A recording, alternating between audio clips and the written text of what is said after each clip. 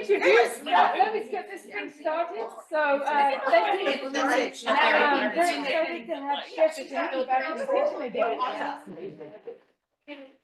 Chef Jenny from Nourishing Nutrition, who has done several classes here, but we're really excited to have a seasonal themed one. Yes. Ready to go for Thanksgiving. Yes. So, welcome back and Thank you. and I'll hand it over to you. Thank you, and thank you to Karen again for this vision of the wellness center and this kitchen, and it's really special to cook in here. So Thank you. Well, I appreciate that. It's Yep. not me, it's the whole Well, team. the whole team, But the whole many team. of you people in the audience. Yeah. It's a whole team of us, Thank so you, everyone. Thank you, everyone, because it's really wonderful to be able to come together again and cook and do this demo for you. So yes, the spotlight for today's class is the winter squash, and I put in the write-up like demystifying winter squash, because I find that some people like they're beautiful to look at in the store, but it's like, what do I do with these things? And so I'm hoping to make it a little bit easier today with some good recipes. These are holiday recipes with a twist, and so I'll walk you through them in a minute. But I just want to talk first about the benefits of eating winter squash. And so this is where as a nutritionist, and I'm sure you know this, there are so many different food philosophies out there about what to eat and what not to eat. But I really feel like if you can focus on seasonality of things, it makes a really big difference. And so the winter squash is related to summer squash, zucchini, and yellow squash, but they have harder rinds that allow them to be kept for a longer period of time. So that's why they're called the winter squash. But why they're so amazing for us to eat in winter is because of their nutrient content.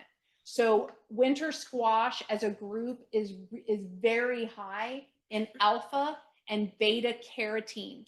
Those convert to vitamin A in the body. The great thing about that is your body knows what to convert and what not to. So unlike taking like a vitamin A supplement, getting your vitamin A from food ensures that there's no risk of any kind of toxicity. And 1 cup of butternut squash has your 100% value for the carotenoids, beta and alpha carotene a day. Wow. So they're super nutritious. And vitamin A is really one of the most important nutrients for your immunity. So there again is where like nature is really intelligent. Eating winter squash in the winter during cold and flu season can really help with immunity. It's also winter squash is a great source of vitamin C. 1 cup of butternut has 40% of your vitamin C. So we think about like vitamin C with colds, but this is a great way to get your vitamin C content. Winter squash is also an excellent source of folate and B6, 2B vitamins, important for fighting off depression. And I think about like seasonal affective disorder and how this is a food that could really help boost your mood.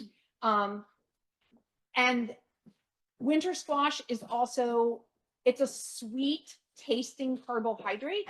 So it will remind you of like a sweet potato, but it's actually much lower in carbohydrates and starches. For example, 1 cup of butternut squash has 22 grams of carbohydrates, and 1 cup of sweet potato has 53. And so there isn't anything wrong with 53 grams of carbohydrates if you're like exercising and you're active. But the thing I really like about this, as we go into the comfort food season, I really feel like winter squash shines as a starchy carbohydrate that gives you that sweet taste, but it's really going to keep your blood sugar balanced. It has a low glycemic load. And the fibers in squash are really good for blood sugar balance. They're called polysaccharides, and they are especially good at balancing blood sugar. So I'm going to show you how to make a dessert out of butternut squash. That's really, really special, because like what a great way to get like an immune boosting, blood sugar balancing food. Squash is one of the oldest known crops. So they found seeds like from 12,000 years ago. Like this is one of the winter squash is such an early cultivated food. native to indigenous populations. And, you know, as we go into the season of gratitude, I really think it's like it's a simple way of eating, and it's a way to really honor nature and the earth as we go into Thanksgiving. You know, I think about something like squash being at the center of the table, and I'm like, that just feels right. And so I'm so happy to highlight these things. So let's start with the whole demystifying part, because the hardest part is dealing with the squash in the kitchen, right? Because their rinds are so hard. And so that said, it really, how you care for them or use them in the kitchen will depend on how strong your grip strength is and how sharp your knives are. So this knife is very sharp, and but before you try to cut any squash, though, I just want to remind you how important it is to have a cutting board that does not slip in any way. So this is actually a grippy one, which is good, but I took the extra care to put a wet washcloth. You could do a wet paper towel underneath, just to ensure, because something that rolls away from you or gets away from you is really a recipe for cutting yourself. So with this butternut squash, the first thing I'm going to test is whether or not my knife would be able to cut through it. This one is very sharp, so it does. But if it does not, if you're like, it just gets stuck or your wrist starts to hurt, then a trick for using, or an easier way to use winter squash or get it to cut easier, is to put it in the microwave for a few minutes. So 2 to 4 minutes, depending on the size of your squash, will soften it and make it easier to cut. So it also cooks it a little bit, and it makes it hot to touch. So it's really something to do if you can't get your knife through it. But there are some squash that you just can't, you know, and that should go in the microwave. Should we poke holes in it before it goes in the Yes, microwave? thank you. You poke holes in it before it goes in the microwave. So it depends on the recipe that you're using, but if you're going to just chunk it up, you can put them anywhere. If something like, let's say you were cutting this acorn squash in half to stuff it, then you could poke it like that, almost like you're perforating it, you know, like you're making it easier to cut. Yep. Great question. Thank you. Delicata, you should not need to put in the microwave. This is one of the easiest squashes to cut, which is why, like, we see it in so many recipes. It's one of my favorite. It's really user friendly. And actually, delicata is a squash that you want to use within a month of getting it at the farmer's market, or two weeks to a month. Whereas butternut squash can sit around for a couple of months and actually gets better that way. It gets sweeter as it sits. So they really are the storage squashes. So because I can cut this, I will. So you're going to cut off the two ends, and then this is the tricky part because it's rolling, but my main goal is to get a flat surface as soon as possible. And so cut it in half. And don't cut yourself. Yeah.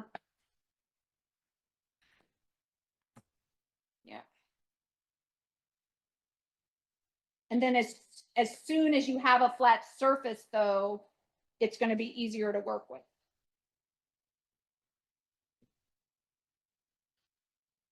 Like this.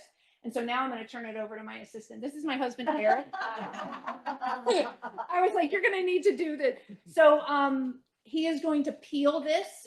The butternut squash skin is actually one of the skins that you can peel with a vegetable peeler. And so he's going to peel this and scoop out the seeds. I've already done it with one squash, and you can roast these in the oven. And I have a recipe for you on how to do that. So let me turn it over to you. And be careful. Don't cut yourself.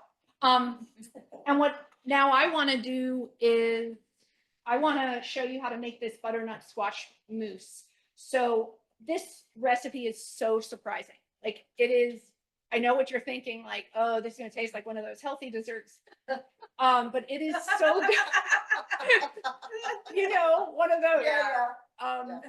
Yeah, I remember I had someone at a cooking class say to me one time, it's like, it's good, but it's not so good that you want to eat more. I'm like, is that a backhanded insult? But anyway, Backhanded compliment. backhanded compliment. There you go. A little bit of both. A little bit of both. So I have got for this recipe, it's really important that you use room temperature butternut squash. So I didn't have time to prepare this ahead of time and have it, or I didn't want to make it here because the squash would be too hot. So this is the butternut squash mousse recipe that I'm walking you through. So this is 1 pound of butternut squash that I peeled, cut, and steamed. So you could also boil it in water, but steaming, it's like steaming is adding water to it, and there's something about the texture that makes it really special. Do you all have a steamer at home? Oh, yeah. You can also get like a steamer, like at any of those kitchen supply stores, one of those steamer baskets that sits at the top, but it's a really nice thing to have for this recipe. So this is butternut squash that has been steamed. And actually, let me melt my chocolate first. So Oh, please do. please do. So we're gonna use 4 ounces of chocolate. This is a 10-ounce bag, or like almost half of this. You can use any semi-sweet or any chocolate that you like. I like this one. It's lower in sugar. It's dairy free. It's a really, this Enjoy Life is a delicious chocolate. So, and then what I'm going to do is I'm just going to put a little bit of non-dairy milk over the top. And I wanted to show you this in real time because this is such an easy way to make a vegan ganache, is melting dairy-free chocolate with dairy-free milk and in like 30-second increments in the microwave. And then this is what we're going to use in our mousse.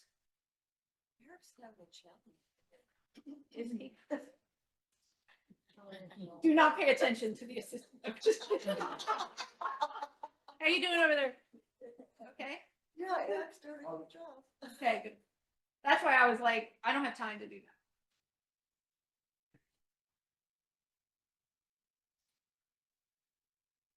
Excuse me, is there anything else in that squash besides just steam it No. and the liquid going into it? Yeah, that was just the liquid from the Yes, squash. yes, Yep, okay. no, nothing else. Thank you.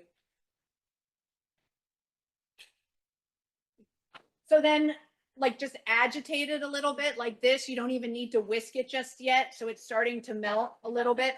I'm going to put it in more. Maybe another 30 seconds.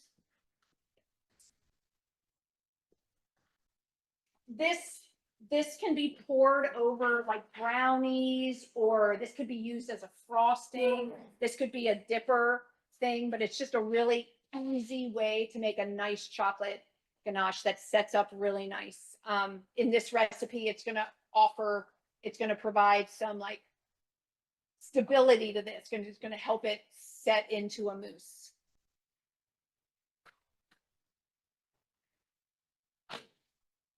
Good, good, good.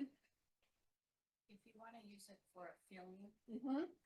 do you need to refrigerate it, put plastic film on it, or so it sets, or does it set on its own? The ganache, it'll set on its own, but if you put it in the fridge, it'll happen faster. You put a plastic cover on it so Yeah. you can get a skin. Yeah, and actually, that's what you're gonna do with the mousse too.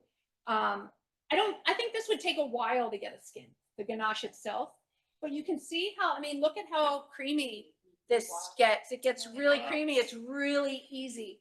And everyone will be like, wow, you made this like super chocolate. I mean, you could add like raspberry extract to this if you were, Are we getting sound? Oh. you know, it's tricky because we're like, there are rules Yes, and I stuff.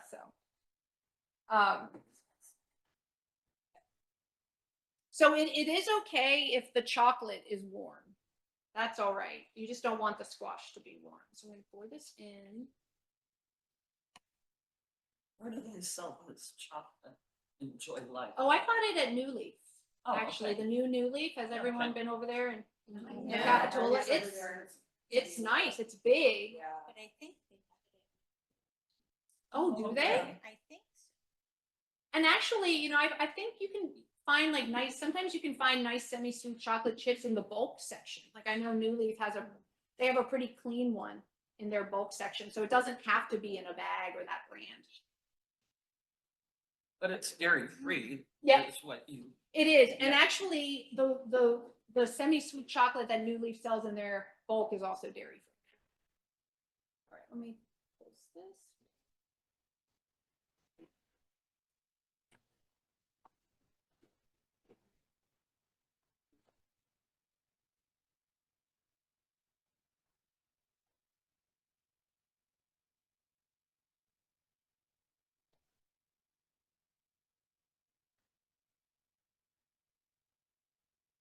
Then you want to taste it for sweetness.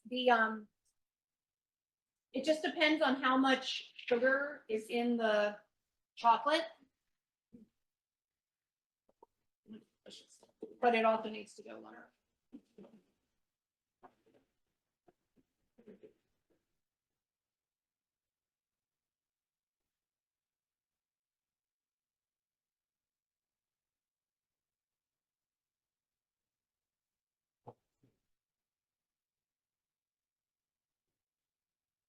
Dropping straight down the sides. That's really creamy. It's really creamy. Oh, just. And you can use, I think the recipe calls for a high-speed blender, which might even get it creamier. Like if you were using it in a high-speed blender, I wanted to save my blender for the soup.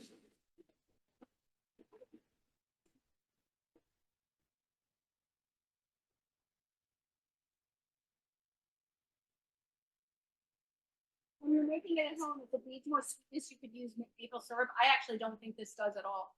Or more milk if you needed like more liquid.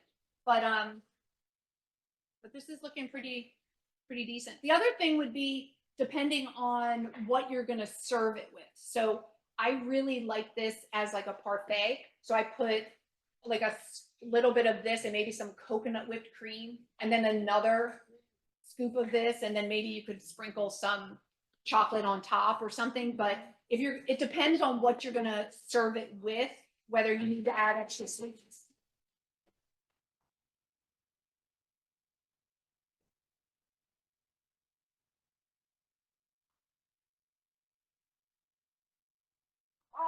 So when you store this is one to put a plastic sheet on top because it does get kind of a weird film, kind of like pudding. And so press the plastic down on it and refrigerate it for at least 3 hours and preferably overnight. And then what happens is it comes out and it looks thicker than when you put it in the fridge, but if you use a spoon, you can almost like fluff it up and make it back into mousse. So it's a really fantastic recipe. And I'll do that in just a minute. How you doing over there? Workout. That's why I had you do it. That's why I had you do it.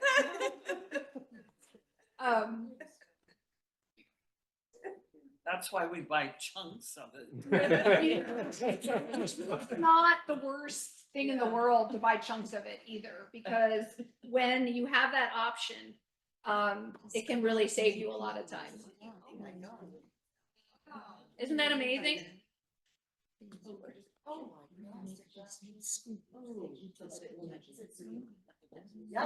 my God. Yeah. Delicious, delicious. I make cottage cheese ice Oh, cream, which is by grinding it myself. yeah.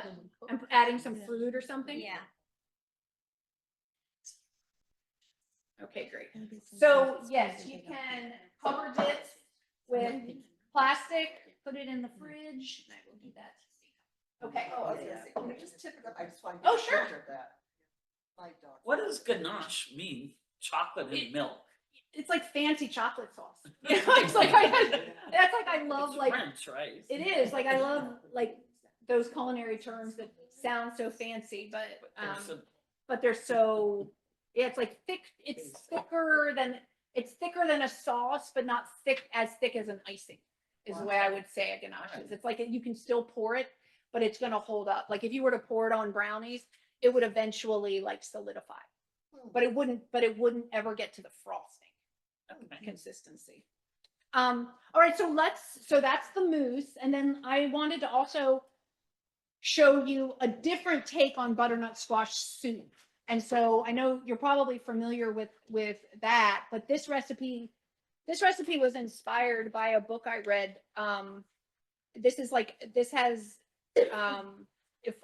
It was actually about a Rwandan restaurant, and this is like a very traditional food in Africa, the squash with the peanut flavor. So I really love it. And I mean, I don't need an excuse to eat any more peanut butter than we do, but like, why not?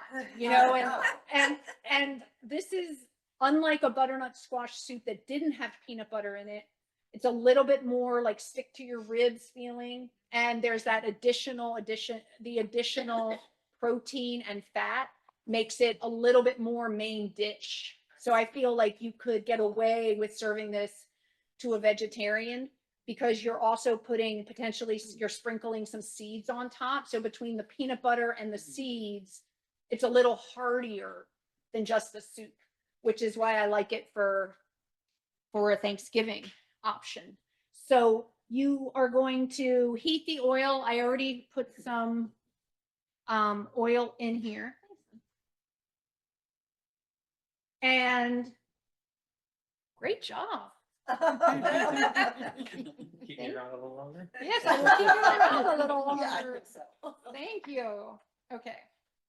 So I've put the oil in there already. You can use olive oil or avocado oil in here. I just have a little bit. If you're not cooking with oils, you could also just simmer this with a little bit of vegetable stock, which is always an option. But because we're blending this, the size doesn't matter. I mean, the cut doesn't matter, but when you're making something like this, you want your sizes to be as consistent as possible, so everything cooks pretty consistently. Eric also separated the seeds, which is awesome. So thank you for doing that.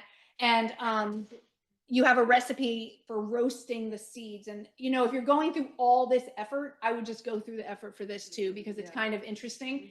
And your guests will be like, you what? Like, so the key though, when you're roasting seeds, is they really need to be dry. And it's going to be hard for you to dry it with a paper towel or even a kitchen towel. So just a trick that I do is put them in the oven as it's preheating. So you'll see the recipe, preheat the oven to 325, place seeds and put them in the oven as it preheats. Then when the oven is red, like when you hear the beep, beep, beep, bring them out with pot holders. Be careful, be careful, because you're using a hot thing, but that's the time then to toss it with a little olive oil spray and spices, put it back in, because the drier they are, the crispier they'll get. And they won't steam. So that is what I would suggest you do with the seeds.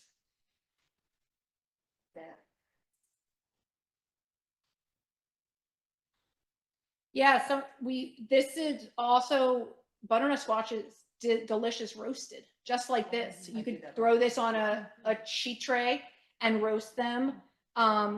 And because of that low glycemic load, like we were talking about, I really encourage you to substitute these for potatoes and sweet potatoes. You know, those are also very healthy foods, but we eat them a lot. So being willing to try the winter squash as your starchy carb, I think you're going to be healthier for it, especially with everything that it offers, like all of its beta carotene. So sure. If you want to roast it and you are short on time, can you roast it in the skin and then scoop it out? Yes, absolutely. So you could do, so when I cut it, like that. You could just put that side down in the oven, bring it out, and then scrape it out like that. If you're making like a soup or something like that, that's fine. If you want it to like hold shape like this, you probably need to like start it from raw. But did you hear the microwave tip? No, I did not. Okay, so if you're short on time and you want this to go a lot faster, I would put your butternut squash in the microwave for like 2 to 4 minutes. Then when you bring it out, you're gonna be able to go like slice right down, and you're gonna be able to, it's gonna cook so much faster. That way, because you've kind of pre-cooked it and you've made it a lot easier to cut. Is it easier to peel also? It is easier to peel. Yes. Now you tell me. Yeah. Oh, now you know. I wanted you to do it the hard way. So I noticed that there's something missing on one of your recipes. So Anne, you want to write it because you don't have your recipes. What is it? Heat oil, it's the soup. So heat oil in a stock pot and add squash, onion, garlic, salt, and spices. I don't know, the garlic got left out of that. Sorry about that. And so that's what I'm gonna do right now.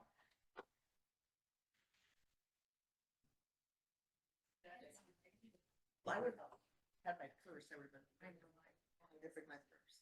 Jenny, is there a way to tell at the store whether a squash is like ripe, ready? Are they always good no matter I mean, what, or? I sound like I work for New Leaf, which I don't anymore, but I do feel like when you get them at like most of our winter squash here is coming from Pinnacle Farms. And I feel like the produce managers are doing a good job of putting out what is already ripe. You really can't, unfortunately, because the skin is so, but the first thing, like you shouldn't be able to put your fingernail through the skin. So that would be one way to tell that it's like a good squash, is that the skin is actually hard. You want it to be blemish free if possible. I've heard it's like, it can be similar to the watermelon. Like if it's like a dullish thump, you know, if it's a good one and it's ready, but it's hard. It's harder to tell. What about the coloring? Is there? It's, you want the squash to have this matte, like finish. Okay. When it's super shiny, it's actually pretty young. So the ideal situation is that the farmer has let this cure under the sun, and then its skin hardens up, which so it's not like super shiny. So that would be one thing to look for in its color, that it actually isn't very shiny. I have purchased them yellow, or in my storage, they turn yellow and they're still good. Okay. I've used them. I like them better like this, but I've used them for soups. Okay. Don't throw them away. Good to know. Okay, so I'm putting the squash in. I'll do the onions and garlic and spices.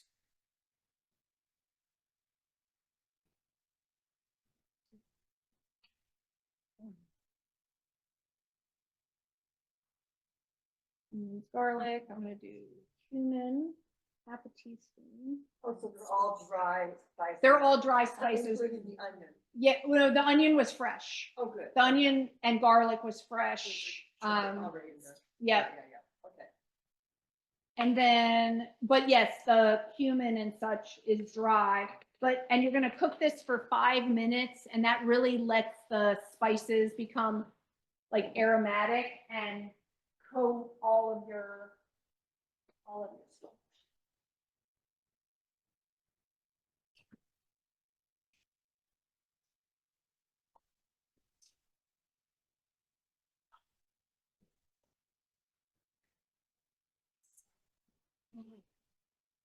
So until you're going to cook it for 5 minutes or until the onions are clear, that way you just know that everything is sort of cooked down and the spices are well incorporated. So am I doing 5-minute timer or something?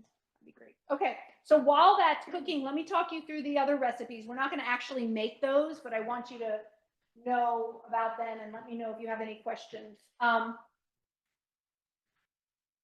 Before I do that, has anyone roasted squash seeds before in here? Okay, great. So like you feel good about pumpkin seeds and those, all of them can be roasted, any squash seed.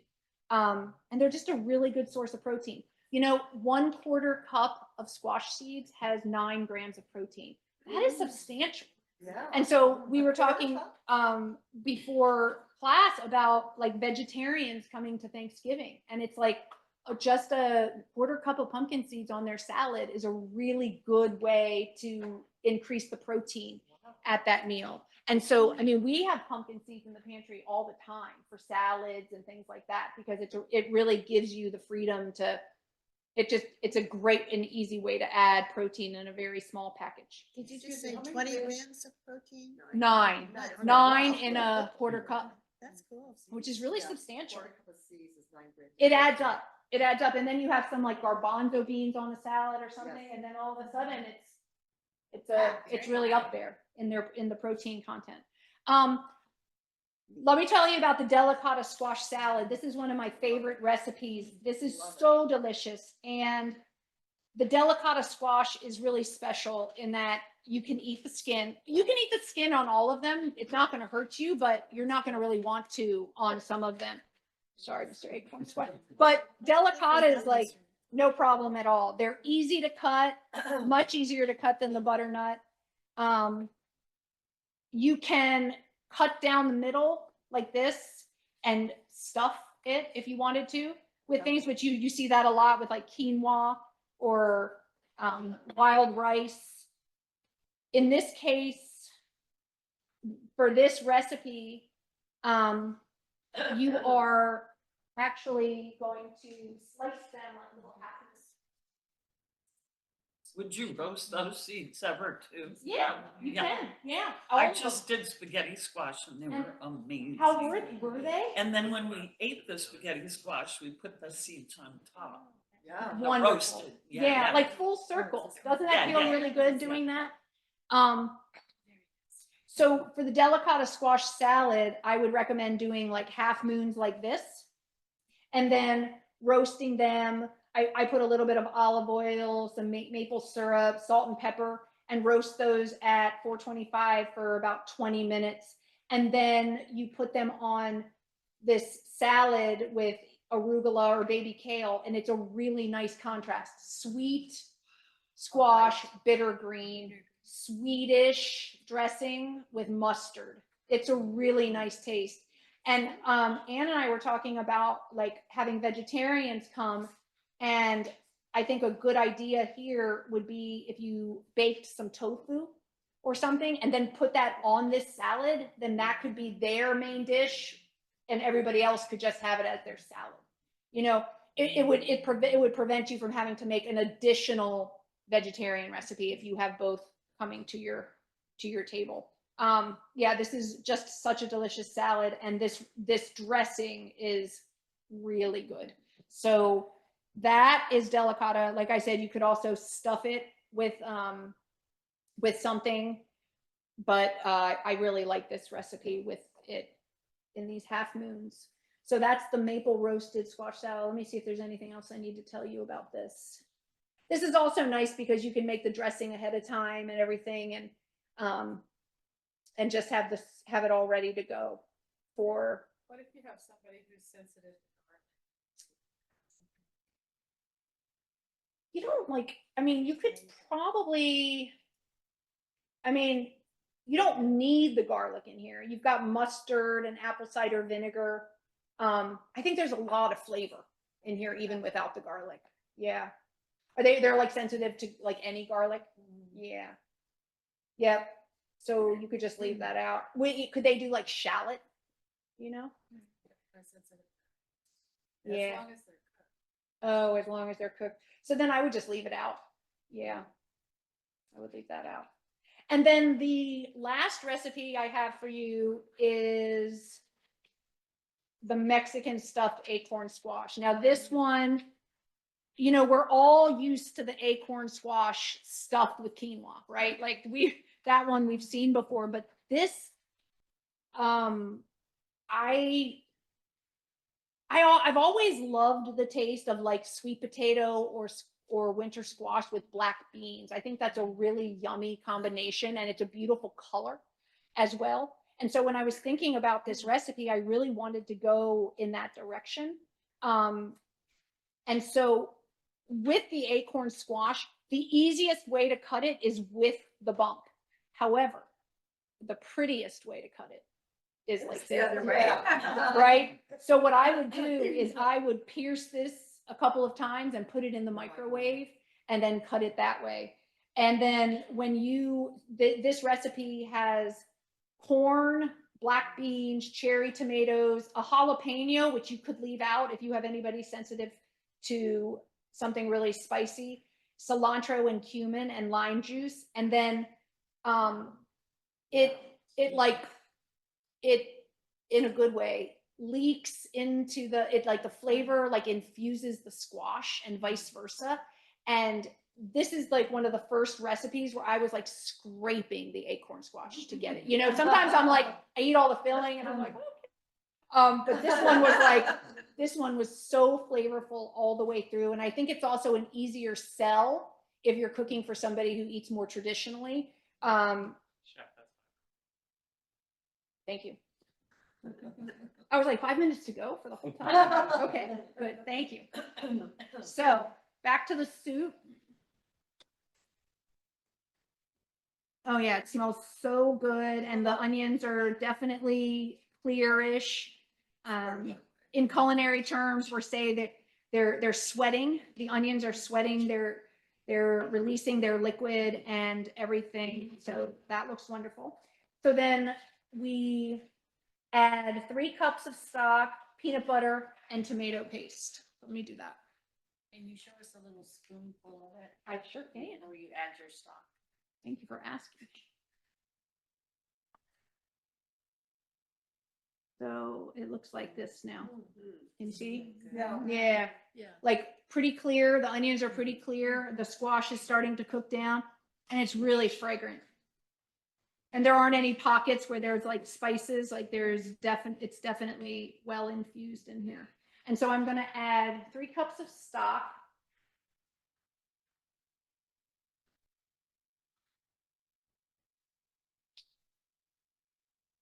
With sodium or without? Well, this one is just regular, but if you're concerned about sodium, definitely do lower. And I don't think you compromise too much flavor that way. Yeah. We're going to use the whole amount, but we're going to use the rest towards the end. You just want it covering the squash here. Now I turn up the heat a little bit. I'm going to let this cook for 10 to 15 minutes until the squash is tender. I'm going to also add my peanut butter. Yum. Have you ever added Almond butter? No, but I wonder, I mean, almond butter, yeah, why not? Almond butter is so delicious.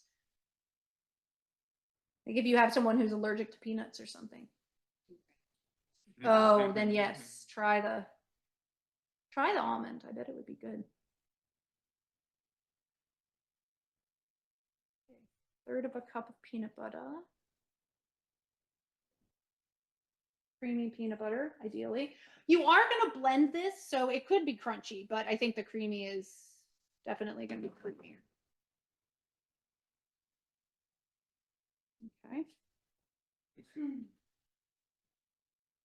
Who's doing the dishes afterward?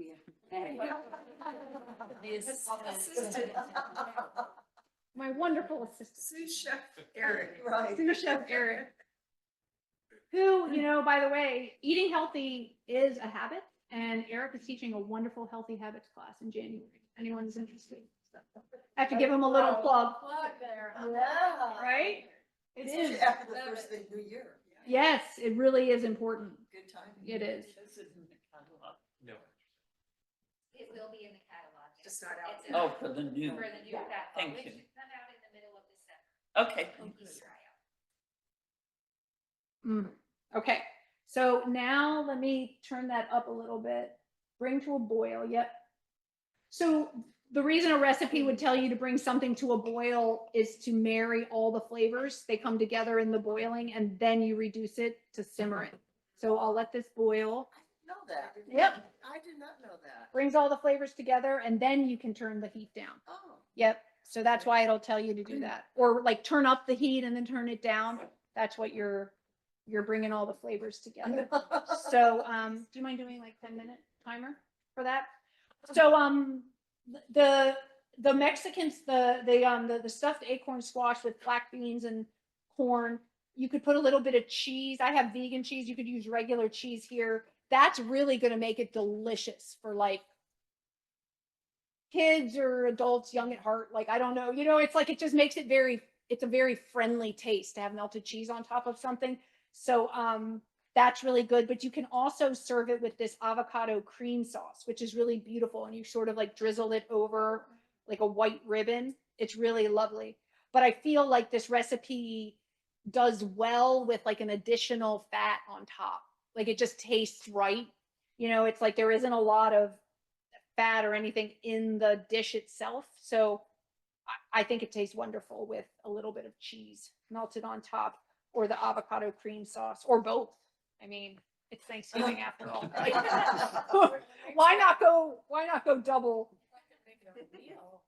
Yeah.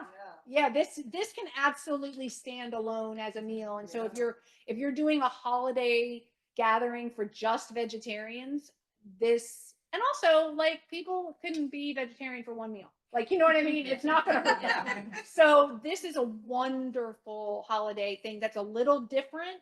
Most people are expecting to have that stuffing taste, but I think that this will really surprise and delight them. But even if not for the holidays, this is great for like a dinner for you.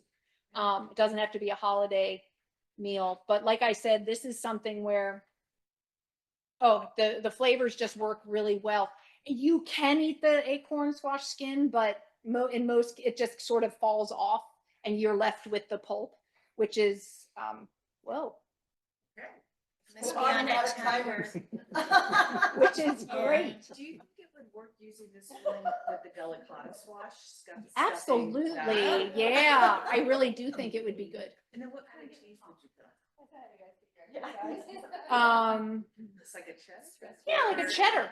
I would do like, if you're doing dairy, I would do like a sharp Like cheddar. the Mexican, cheese. You could use that. Yeah. Yeah. Yeah. Pepper jack. Pepper jack, Oh, that's good with that. sharp cheddar. Yeah. I think any of those would be. Okay, so this boiled. Now I'm going to turn it down. And now it's like the 10-minute timer. Thanks, honey. Wait, after you cut it, Mhm. roast it, and then you stuff it, right? Yes. Do you cut it so that it's flat on the edge, depending on how you. This one's harder to do. That's So what I'm wondering. yeah, so let's say we're gonna stuff this from the side, then yes, I would cut off the end. Yeah. And then Flat. to make a flat surface, and then I would, well, let's try it. Let's see how it works. I'm gonna do these little cuts and I'm gonna put it in the microwave and we'll see. But, that's typically I just think it looks so pretty this way. It looks like a flower. So I really but it's definitely like you're making it hard on yourself when you cut it like this, but it's worth it for that. It's just so beautiful. So let me put this in for 3 minutes. Give it a shot.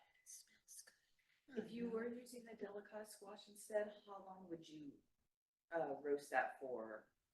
With the delicata, so with the acorn, you're clean and have the acorn squash, scoop out the seeds, place the halves face down and bake for 30 minutes. Then you're bringing it out and you're putting the filling in. With delicata, you might not even need to pre-bake it. I mean, maybe it's so thin, maybe for like 10 to 15 minutes. I think you would, like a lot of delicata squash recipes that are stuffed, you don't even pre-cook them. You just stuff it and put it in the oven, and in like 20 minutes, the whole thing is cooked. Wow. You could try that.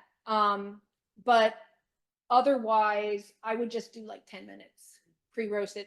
And when you're stuffing a squash, you want it to be cooked, but not all the way through, right? You want it to Right. still have some bite to it. Otherwise, it's going to be mushy when you bake it again. So yeah, 10 to 15 minutes. I'd pre-bake this at the most. But I think that would be a delicious with that flavoring. Do you put water down in the pan and the skin side down? No, before you actually, bake I would just put this down in a pan that either has parchment on it or, yeah, I think it would come off of a cookie sheet, no problem without, Okay. yeah, I wouldn't. I mean, water would be fine. It would kind of steam it, but if I was going to stuff it, I think I actually want it to be a little firmer. Okay. Yeah. Great question. Soup's smelling good. It is smelling good. And this is so much easier if you have an immersion blender. So do you know what I mean by the Great. otherwise you're putting it in and out of a blender, which is fine, but it can just, it just leads to, it leads to, yeah, it takes time. It just leads to more dishes, more risk of hot liquids flying everywhere. Yeah. So I really like the immersion blender, but this is smelling really good. So but the squash is still pretty tough here. So it still needs at least 10 minutes, I'd say. Well, we're almost to our time, believe it or not. So let me make sure that what I wanted to mention about, I told you that the butternut squash, it has like a lower carbohydrate content. It has 7 grams of fiber per serving. And so have you heard of the concept of net carbs before? That basically means the carbohydrates minus the fiber. For something like this, where it has 22 grams of carbohydrates and 7 grams of fiber, which means it's like 15 net carbs. So it's hard to believe that something so sweet and delicious can have that much fiber in it, which just makes it really a great food to add. If there's anything else I forgot to mention.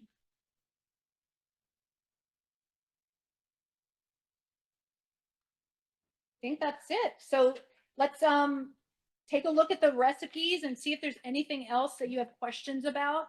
I'm more than happy to, answer anything or yes. Sometimes avocados aren't the best in the market. So have you ever used frozen or avocados that are already? I think frozen avocados are so interesting. I've never used them, I but haven't either, but I I- just didn't know, like, say it's out of season. yeah, but I think that would be a good thing to try. Like if you couldn't 'Cause you're gonna find, blend it anyway, right? you're going to blend it anyway with lime juice. Uh-huh. So I think that would actually be a good application for that. Yeah. Yeah, you're welcome. But this, but this is. So this may or may not be cooked by the time our class is done, but when it is, I would puree it with either an immersion blender or a regular blender, and then use this additional stock if it's too thick. In most cases, I do use all the stock, but the advantage of not using it all right now is that it cooks a little faster. And so that's the main reason to save it. Plus, you might be more in the mood for like a thicker soup. Lovely.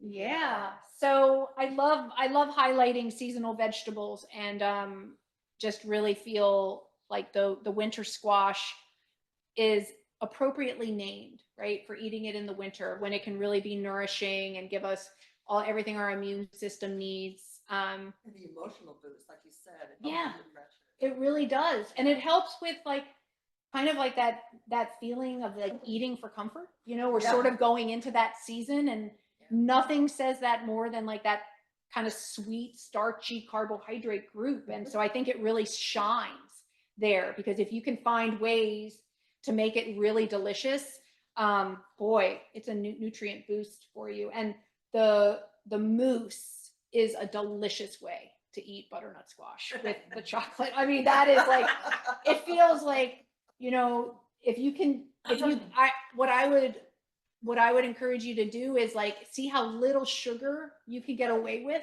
I mean, the butternut squash has a sweetness to it.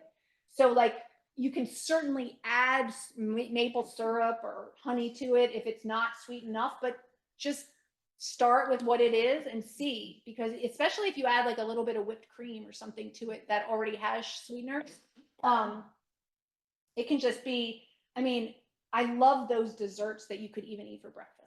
You know, remember when Cafe Gratitude was here and those raw desserts, I would eat them like, and I would think to myself, like, I could eat this for breakfast. And not feel guilty. And not feel guilty and not feel bad, like not feel tired either. You know, like, and I think that really is nice when you're looking at desserts, is like the sugar content is low, but the flavor is really high. And this is a great way to do it because butternut squash shines in its sweetness. So thank you all so much for being here. Question Yes, on Ann. the acorn squash. Mhm. How much ahead could you make that? Could you make it the day before and refrigerate it, or is it you're going to lose the texture on it? What I would do is, if I think you could absolutely make it ahead of time, but I wouldn't cook it. So I'd make the filling. You could roast it. You could roast the squash. What I would actually do, I would roast the squash and put that in the fridge, and I'd make the filling and have that in a separate bowl. Okay. And then the morning of your gathering, I'd assemble them and bake them fresh. Okay. Yeah. Thank you. Yeah. Actually, I think the filling would actually be delicious sitting around a little bit overnight. I bet it would marry its flavors that way. Yeah. I may try it. Good. I wasn't going to, and then I Oh, thought, oh, this really you might sounds get 'em. good. Just Yeah. put enough melted cheese on there. I When in doubt, melt some cheese. And don't tell the grandchildren that it has A hot butternut dish. squash in it. Yeah, yeah. Don't. No. It would be hot. Yeah. So you would serve this I mean, for the moose. this hot. See, this is definitely easier to cut this way. So yes, you would serve it hot. So you would microwave the filling? No, fill squash half with black bean mixture, return to the oven to cook for an additional Oh, 10 to okay. 15 minutes until, yeah. So you might need to cook it a little longer because your filling is cold. Yeah. And all your things are cold, actually. Right. So you might be like 20 minutes, but you're really just, you want to make sure that it's all, you know, put something in to make sure that your filling is completely hot. But yeah, I think that would be totally doable. Thank you. You're welcome. Any other questions? It's great to be part of your holiday events, even though I won't actually be there, but thank you for coming. And Thank you. yeah, thank you for supporting the wellness center and the kitchen here. It's just always a great pleasure. Great. Thank you. You're welcome. Thanks.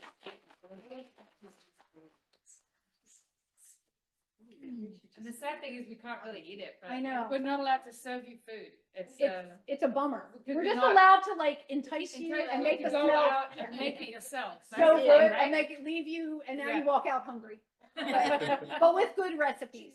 Yes. And I'm here if you have any questions about like any of the recipes or what you're serving, let me know. You mentioned Yeah. your mousse is kind of like ganache. So what would you serve it with if it's? Well, it was the ganache was what I put into the mousse, but the mousse, yeah, so I made like a chocolate ganache and then added it to the mousse. But so the mousse is going to have more of a mousse consistency, but even so, it's heavy. Like it has like a heaviness. So I think it needs something light, like a whipped cream or something. That's what I would serve that with. Something like light and airy, And you talked a little bit about maybe doing it as like a parfait, Yeah. which is beautiful. It's Yeah. beautiful that way. Yeah. And I think about like your pomegranate seeds or something like that, or like some raspberries or something to cut. You'll know, like the mousse, I call it mousse, but it's like moussey pudding is actually the consistency that it has. So something light and then like a fruit or something in there, I think would be a perfect And you balance. could drizzle just the chocolate. Yeah, you could drizzle some ganache on there. Delicious. I've got a really basic question about roasting seeds. is there a seed inside of those? Is that like a shell?